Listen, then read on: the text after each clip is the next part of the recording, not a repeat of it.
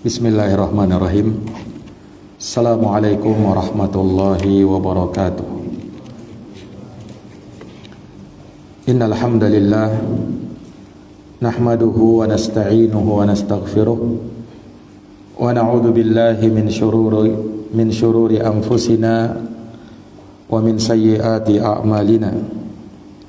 May yahdihillahu fala mudhillalah wa may yudlil fala hadiyalah. Ashhadu an la ilaha illallah wahdahu la syarika lah wa ashhadu anna Muhammadan abduhu wa rasuluh. Ya ayyuhalladzina amanu taqullaha haqqa tuqatih wa la tamutunna illa wa antum muslimun. Ya ayyuhan nasu taqu rabbakumul ladzi khalaqakum min nafsin wahidah wa khalaqa minha zawjaha وبث منهما رجالا كثيرا ونساء واتقوا الله الذي تساءلون به والأرحام إن الله كان عليكم رقيبا يا أيها الذين آمنوا اتقوا الله وقولوا قولا سديدا يصلح لكم أعمالكم ويغفر لكم ذنوبكم ومن يطع الله ورسوله faqad faza fawzan 'azima. Amma ba'd, fa inna asdaqal hadithi kitabullah wa khairal huda huda Muhammadin sallallahu alaihi wa ala alihi wa sahbihi wa sallam.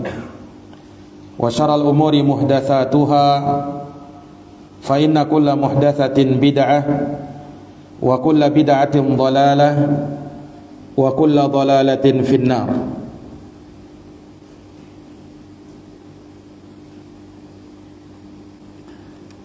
Ma'asyiral ikhwa wal akhwat, a'azzani Allah wa iyyakum. Alhamdulillah, bersyukur kita kepada Allah Subhanahu wa taala pada hari ini, hari Jumat, tanggal 2 Ramadan 1447 Hijriah. Kita akan membuka satu pembahasan insyaallah taala selama bulan Ramadan. Kita akan mengkaji satu kitab yang berkaitan dengan akidah Ahlus Sunnah wal Jamaah. Kitab yang akan kita kaji adalah kitab yang berjudul atau risalah yang berjudul Hadihi Da'watuna wa Aqidatuna. Ini adalah dakwah kami dan akidah kami, yang dikarang oleh Fadilatul Syekh Al-Allamah Al-Muhaddits Muqbil bin Hadi Al-Wadi'i rahimahullahu ta'ala, salah seorang ulama ahli hadis, imam Ahlus Sunnati wal Jamaah di masa ini. Dan beliau adalah seorang muhaddis, ahli hadis dari negeri Yaman. Beliau syekhu masyayikhina, guru dari guru-guru kami, dan beliau dikenal dan mendapatkan banyak pujian dari para ulama di masa ini. Maka sedikit kita mengenal Syekh Muqbil Ibn Hadi Al-Wadi'i, pengarang kitab ini. Nama beliau tadi sudah kita sebutkan, adalah Muqbil bin Hadi bin Muqbil Al-Wadi'i. Kunyah beliau Abu Abdurrahman. Beliau berasal dari Yaman, tepatnya di desa Dammaj. Tepatnya berada di desa Dammaj. Nah, di desa inilah beliau membangun markis ahli sunnah, yang mana datang kepadanya para penuntut ilmu, para tullabul ilm dari berbagai negeri, termasuk di negeri kita, di negeri Indonesia. Nah, beliau rahimahullahu taala dari semenjak kecilnya tumbuh sebagai anak yatim. Nah, dan beliau dari kecil sudah bersemangat untuk belajar menghafal Al-Quran. Sekalipun beliau juga di masa itu bekerja sebagai pengembala kambing di masa kecilnya, sebagaimana Rasulullah sallallahu alaihi wasallam dulunya juga sebagai pengembala kambing. Nah, kemudian pada saat beliau beranjak di usia dewasa, maka beliau berpindah ke negeri Saudi Arabia, ya, untuk bekerja di sana. Nah, maka Syekh Muqbil bin Hadi Al-Wadi'i rahimahullahu taala, awal kali beliau menuntut ilmu yaitu di tahun 1964 Masehi, ya, di Makkah Al-Mukarramah. Nah, di mana di situ beliau di siang harinya bekerja dan di malam harinya menuntut ilmu. Begitu terus pekerjaan beliau. Siang hari bekerja, malam hari menuntut ilmu. Nah, dan setelah dibuka Ma'hadul Haram, maka beliau mendaftarkan diri di sana dan belajar di sana selama kurang lebih 6 tahun. Selama kurang lebih 6 tahun. Kemudian setelahnya beliau rahimahullahu taala masuk ke Jami'ah Islamiyah, Universitas Islam Madinah, dan beliau belajar kuliatul hadis dan juga mengambil kuliah dakwah. Nah, selama di Jami'ah Islamiyah, dan beliau belajar di sana selama 8 tahun. Rahimahullahu taala rahmatan wasi'ah. Nah, setelah beliau mengemban ilmu di Makkah dan di Madinah dalam waktu yang cukup lama, maka beliau pun kembali ke Yaman, ke kampung halamannya. Disebutkan beliau kembali ke Yaman di tahun 1400 Hijriah. Di tahun 1400 Hijriah. Nah, atau setahun sebelum itu. Iya. Beliau kembali ke kampungnya di Sa'dah, di Dammaj, yang pada waktu itu desa beliau atau kampung beliau di Yaman itu banyak orang-orang yang berpemahaman tasyayyu atau berpemahaman Syiah, bahkan tidak sedikit dari kalangan Rafidhah, dari kalangan Syiah Rafidhah. Nah, ini tantangan dakwah beliau. Yaman banyak dihuni oleh orang-orang Syiah, ya, dan sampai pada hari ini mereka masih eksis berada di Yaman, orang-orang Syiah, dan diantara mereka ada Zaidiyah, Syiah Zaidiyah, ya, yang dikenal dengan Houthi. Ada juga dari kalangan Rafidhah. Nah, dan beliau berdakwah di Yaman sebagaimana dakwah para nabi dan para rasul. Beliau memulai dakwah kepada tauhid. Beliau mendakwahkan tauhid dan kembali kepada sunnah. Nah, ini yang membuat berang orang-orang Syiah Rafidhah. Mereka tidak suka dengan dakwah syekh, sampai mereka melaporkan syekh ke pihak yang berwajib. Nah, namun Syekh Muqbil rahimahullahu taala, beliau terus berdakwah dengan sabar dan dengan perjuangan, dengan semangat, sehingga dakwah beliau, dakwah sunnah, dakwah tauhid pada waktu itu tersebar di negeri Yaman, bahkan di penjuru Yaman, di desa-desa yang ada di Yaman, dan bahkan di luar Yaman dakwah beliau tersebar. Sehingga dari sanalah, ya, beliau didatangi oleh para penuntut ilmu dari berbagai penjuru dunia. Dari berbagai penjuru dunia. Murid beliau sangat banyak. Iya. Murid beliau itu ribuan orang dari berbagai negeri. Nah, dari berbagai negeri. Bahkan di Yaman itu tidak ada seorang yang paling banyak didatangi dari kalangan alim ulama di masa itu kecuali Asy-Syaikh Muqbil rahimahullahu ta'ala, dari berbagai penjuru dunia, termasuk dari negeri kita sendiri. Sebagian asatidzah kita, ustadz-ustadz kita belajar dengan beliau Asy-Syaikh Muqbil Ibn Hadi Al-Wadi'i rahimahullahu ta'ala di Dammaj. Nah, ini ikhwani fiddin a'azani Allah wa iyyakum.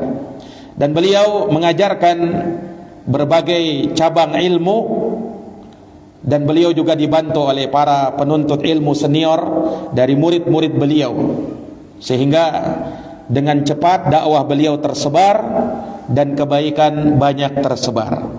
Rahimahullahu ta'ala rahmatan wasi'ah. Iya. Dan beliau rahimahullahu ta'ala Asy-Syaikh Muqbil, beliau berguru dengan para masyayikh, dengan para ulama di masanya. Di antara guru-guru beliau adalah Asy-Syaikh Al-Albani, Asy-Syaikh Muhammad Nasiruddin Al-Albani rahimahullah. Sewaktu Asy-Syaikh Al-Albani berada di negeri Saudi Arabia dan mengajar di Saudi.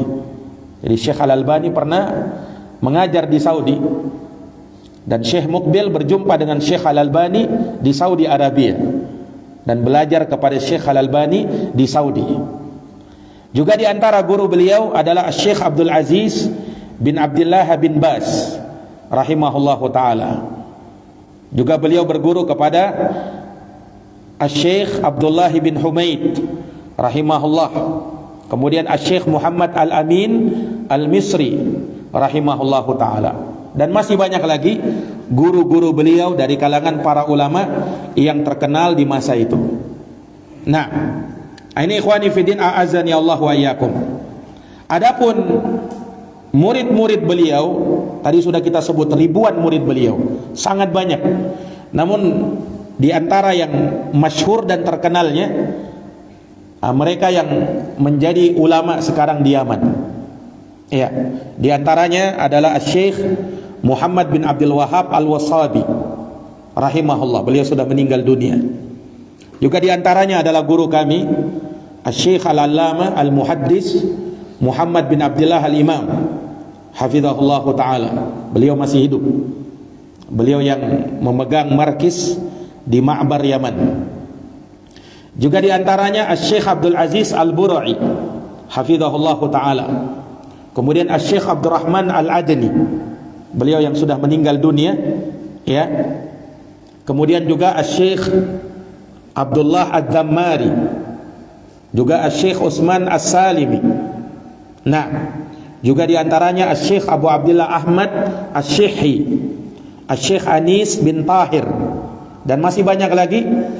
Dan seperti yang kita sebutkan, hampir seluruh para ulama yang ada di Yaman sekarang ini itu murid-murid beliau. Murid-murid beliau. Nah, adapun yang di negeri kita di Indonesia, maka beliau juga banyak murid-murid yang terkenal. Di antara yang paling masyhurnya guru kami Al-Ustaz Dzulqarnain Ibn Muhammad Sunusi hafizahullah ta'ala. Beliau di antara murid Syekh Muqbil yang paling menonjol di Yaman dari orang-orang Indonesia. Nah, ini ikhwani fiddin a'azani Allahu wa iyyakum. Itu di antara murid-murid beliau. Sedangkan tulisan-tulisan Syekh Muqbil itu sangat banyak. Di antara yang terkenalnya seperti Al-Jami' As-Sahih mimma laysa fi sahihain. Juga kitab beliau As-Sahihul Musnad mimma laysa fi sahihain. Juga kitab beliau Al-Makhraj minal Fitnah. Juga Kitabul Qadar, Dalailun Nubuwah. Dan di antara kitab beliau yang terkenal juga yaitu kitab Ahaditsu Mu'allah, Zahiruha As-Sihah. ada juga Tuhfatul Mujib, dan selainnya buku-buku beliau sangat banyak. Nah, sebagaimana layaknya ulama sunnah, tentu ada orang-orang yang memusuhi beliau, tentu ada orang-orang yang benci dengan dakwah beliau. Makanya Syekh Muqbil bin Hadi rahimahullahu ta'ala, banyak orang-orang yang menentang dakwah beliau, ya, dari kalangan ahlul bid'ah tentunya, terutama yang ada di Yaman, seperti orang-orang Syiah, kemudian orang-orang Sufiyah, dan orang-orang Ikhwanul Muslimin dan Sururiyah. Ini yang menentang dakwahnya Syekh Muqbil Ibn Hadi Al-Wadi'i, terutama yang ada di Yaman, demikian pula di luar Yaman. Nah, ini beliau rahimahullahu ta'ala. Adapun wafatnya beliau rahimahullah, beliau wafat di awal malam di bulan Jumadal Ula pada tahun 1422 Hijriah, yakni sekitar tahun 2000-an. Beliau wafat, meninggal rahimahullahu ta'ala ba'dal isya di Mamlakatul Arabiyatus Saudiyah, yakni beliau meninggal di Saudi pada saat beliau berobat di sana, dan qaddarallahu wa masya'a fa'al, beliau meninggal di Saudi dan beliau dikuburkan, ya, di samping kuburannya Syekh bin Bas dan Syekh Muhammad bin Saleh Al-Utsaimin rahimahullahu ta'ala. Ya, dan para ulama mengenal di masa ini, ya, para ulama yang sudah wafat, ya, dikenal dengan 4 orang imam di masa ini, dari imam Ahlus Sunnati wal Jamaah. Yang pertama Asy-Syaikh Muhammad Nasiruddin Al-Albani, yang kedua Asy-Syaikh Abdul Aziz bin Bas, yang ketiga Asy-Syaikh Muhammad Ibn Saleh Al-Utsaimin, dan yang keempat adalah Syekh Muqbil Ibn Hadi Al-Wadi'i. Ini 4 imam Ahlus Sunnah di masa ini yang sudah wafat rahimahullahu ta'ala. Nah, yang tersisa di masa ini, ya, seperti Syekh Saleh bin Fauzan Al-Fauzan hafizahullah, beliau masih hidup, mufti Saudi Arabia sekarang, juga diantaranya muhaddis, ahli hadis kota Madinah. Bapaknya Syekh Abdul Razak, yaitu Syekh Abdul Muhsin Al-Abbad Al-Badr hafizahullahu ta'ala. Nah, ini diantara yang paling besarnya di Saudi Arabia sekarang. Nah, demikian pula yang sudah baru-baru wafat, seperti Syekh Rabi Ibn Hadi Al-Madakhali rahimahullahu ta'ala rahmatan wasi'ah. Nah, ikhwani fiddin, a'azzani Allah wa iyyakum, ini sedikit tentang biografi Syekh Muqbil Ibn Hadi Al-Wadi'i. Beliau punya banyak karangan, di antaranya kitab yang akan kita baca di kesempatan Ramadan ini insyaallah taala, kitab beliau yang berjudul Hadihi Da'watuna wa Aqidatuna. Inilah dakwah kami dan akidah kami. Beliau kasih judul bukunya dengan itu, ya, risalah ringkas, ya, berisi tentang akidah Ahlus Sunnati wal Jamaah, yang beliau buat dalam bentuk poin demi poin. Ada 37 pembahasan, ada 37 poin yang menjabarkan tentang bagaimana akidah Ahlus Sunnah wal Jamaah. Jadi hadihi da'watuna wa aqidatuna, inilah dakwah kami, inilah akidah kami. Maksudnya akidah dan dakwahnya Ahlus Sunnah wal Jamaah,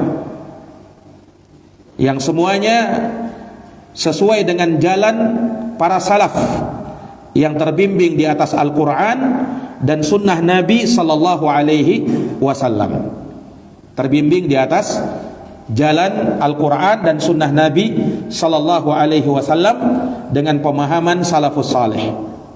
Nah, beliau memulai risalahnya dengan basmalah, Bismillahirrahmanirrahim.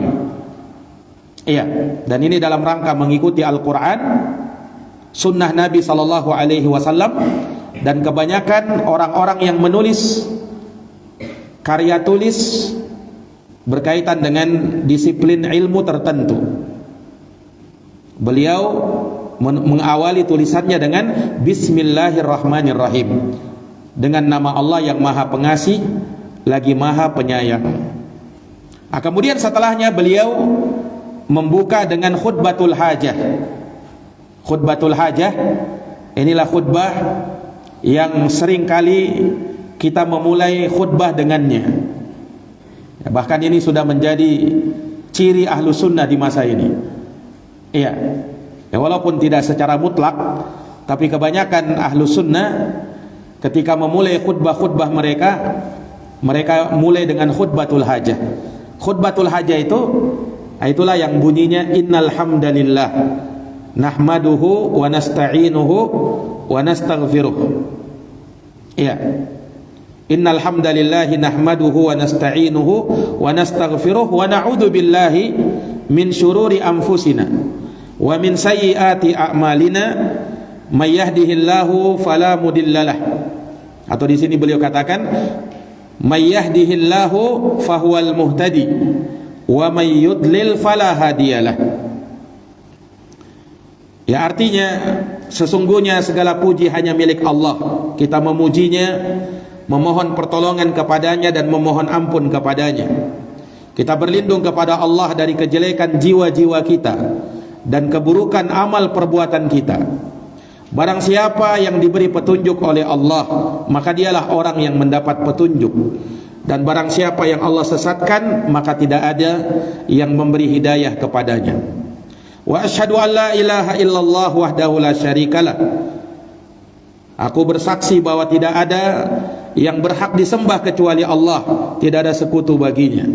Wa asyhadu anna Muhammadan abduhu wa rasuluh. Dan aku bersaksi bahwa Muhammad adalah hamba dan utusan Allah.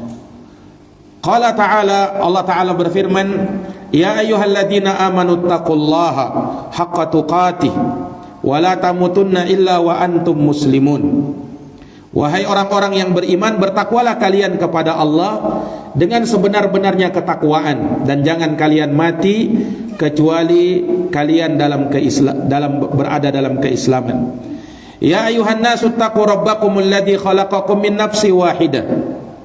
Wahai sekalian manusia, bertakwalah kalian kepada Tuhan kalian yang telah menciptakan kalian dari jiwa yang satu. Wa khalaqa minha zawjaha, lalu menciptakan darinya pasangannya. Wa batha minhuma rijalan katsiran wa nisaa, dan mengembangbiakkan dari keduanya laki-laki dan perempuan yang banyak.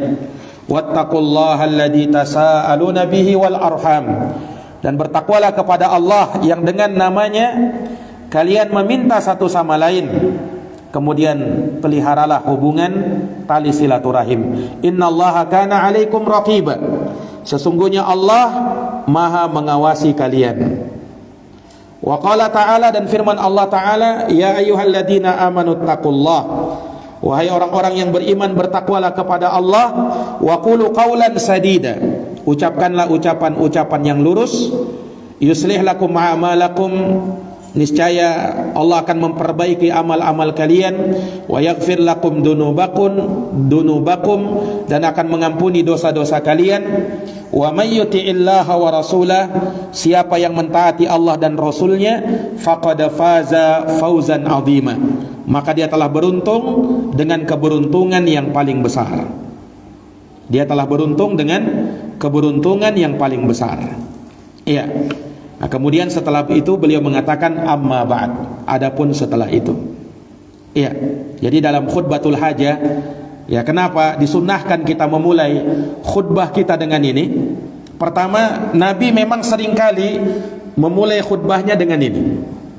Iya.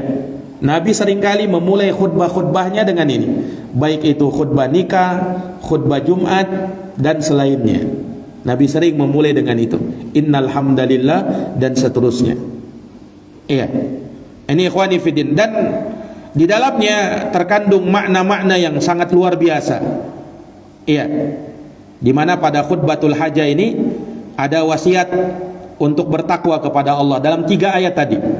Di surat Ali Imran ayat 102, kemudian di surat An-Nisa ayat yang pertama, dan juga di surat Al-Ahzab ayat yang ke-70.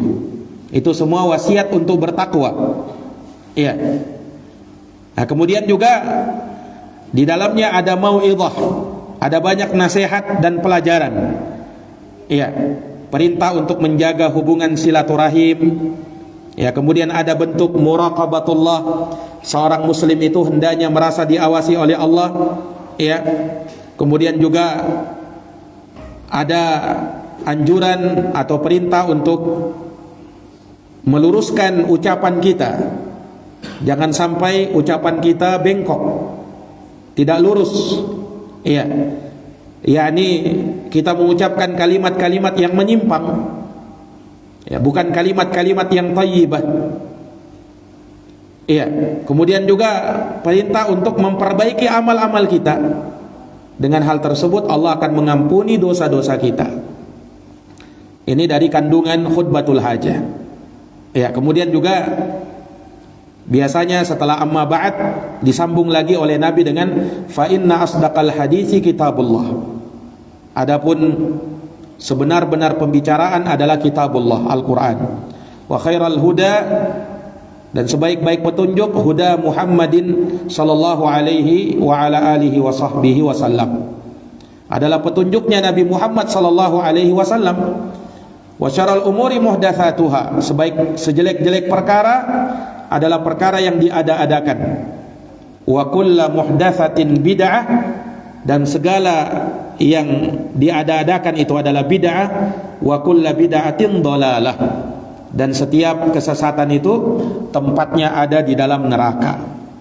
Nah, itu dengan itulah Nabi menyelesaikan khutbatul hajahnya. Walaupun di sini Syekh Muqbil tidak menyinggung hal tersebut. Tidak menyinggung hal tersebut. Nah, beliau menyebutkan amma ba'd. Ini kata pemisah. Kita sering dengar kata amma ba'd. Amma ba'd itu artinya adapun setelahnya. Ini kata pemisah antara khutbah hajah yang dia sebutkan dalam bahasa Arab, terkadang dia terjemah. Kemudian setelahnya mau membahas apa yang dia mau sampaikan. Nah, dipisahkan dengan kata amma ba'd. Nah, setelahnya Syekh Muqbil bin Hadi Al-Wadi'i rahimahullah, beliau menerangkan ya semacam sebab kenapa beliau menulis kitab ini. Yang mana kitab ini berisi tentang akidah Ahlus Sunnati wal Jamaah. Ya, tatkala kata beliau tersebar banyak akidah-akidah ya yang menyimpang, seruan-seruan kepada akidah yang tidak lurus, ya, di mana orang-orang bukan bersatu di dalamnya tetapi berpecah belah. Hal ini mirip dengan apa yang Allah firmankan, fataqatta'u amrahum bainahum zubura kullu hizbin bima ladaihim farihun. Ya, maka mereka berpecah belah dalam urusan agama mereka. Iya, menjadi berkelompok-kelompok. Setiap kelompok berbangga dengan apa yang ada pada diri mereka. Sebagaimana dalam surat Al-Mu'minun ayat 53. Dan masing-masing dari mereka, persis kata Syekh, seperti yang dikatakan oleh seseorang, kullu yadda'i waslan li Laila wa Laila la tukirru lahum bidak. Setiap orang mengaku menjalin hubungan dengan si Laila, tapi Laila tidak mau mengakui hubungan tersebut.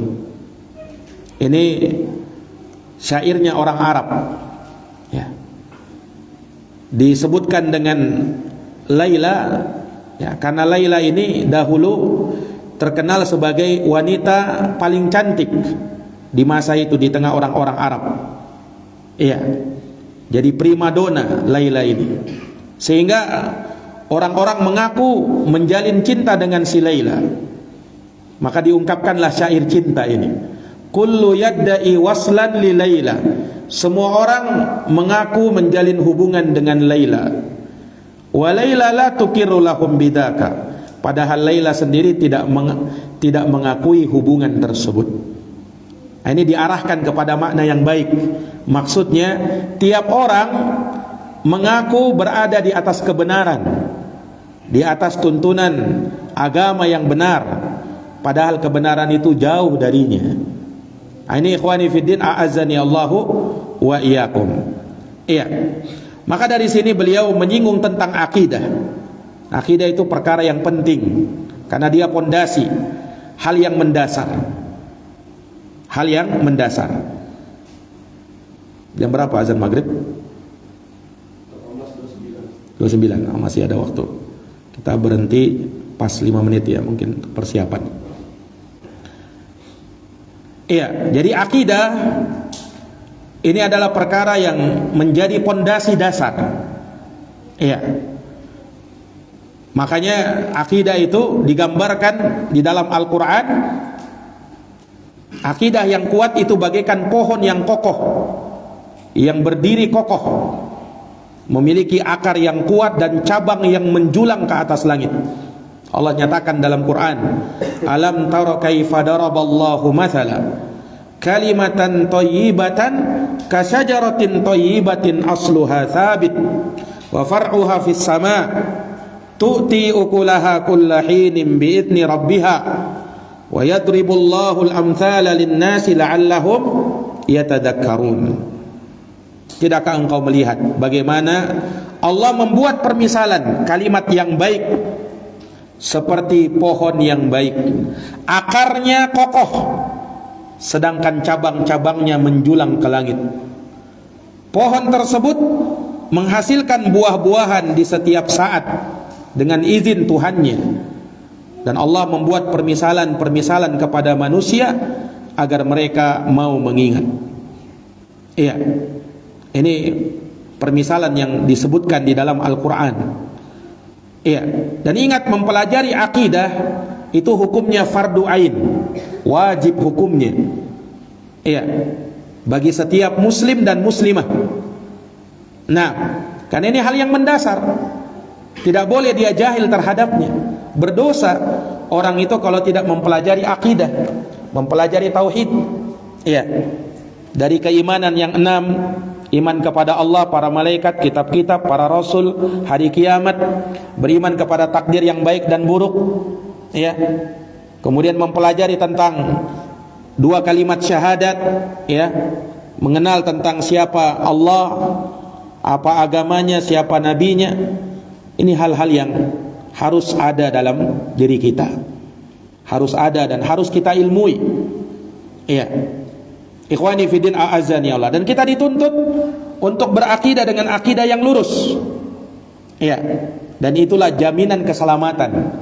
Kapan akidah kita tidak lurus, tidak selamat, maka kita tidak akan selamat. Allah menyatakan dalam Quran, yauma la yanfa'u malun wala banun illa man atallaha biqalbin salim. Hari yang tiada bermanfaat harta dan anak-anak kecuali siapa yang menghadap kepada Allah dengan hati yang selamat. Ya. Dan hati yang selamat, kata para ulama, qalbun salim adalah qalbun, hati yang di dalamnya terdapat akidah-akidah yang lurus, yang benar, ya, yang bersih, yang selamat dari noda-noda kesyirikan, kekufuran dan kemunafikan. Itu akidah yang lurus. Nah, dan akidah Islamiyah, akidah yang dibawa oleh para nabi dan para rasul. Karena akidah para nabi dan para rasul itu tidak ada perbedaan, sama, tauhid mereka sama. Iya. Ikhwani fiddin a'azzani Allahu wa iyyakum. Dan karena ini pula Allah Subhanahu wa taala menciptakan jin dan manusia, bahkan menciptakan alam semesta dalam rangka untuk menegakkan akidah, terutama pembahasan yang berkaitan dengan tauhid. Apa bedanya tauhid dengan akidah? Tauhid itu bagian dari akidah. Akidah itu pembahasannya luas, berkaitan dengan keimanan. Kalau tauhid ini terfokus kepada satu pembahasan yang berkaitan dengan keimanan kepada Allah Subhanahu wa taala. Ini ikhwani fiddin a'azzani Allahu wa iyyakum. Nah, mungkin sampai di sini dulu yang bisa kita paparkan karena sudah mendekati waktu maghrib, ya, waktunya berbuka. Maka kita cukupkan dulu ya, insyaallah taala akan kita sambung pembahasan ini di pertemuan yang akan datang biidznillah. Wallahu taala a'lamu bissawab. Wa sallallahu ala nabiyyina Muhammadin wa ala alihi wa sahbihi wasallam. Subhanakallahumma bihamdik, asyhadu an la ilaha illa anta, astaghfiruka wa atubu ilaik. Assalamualaikum warahmatullahi wabarakatuh.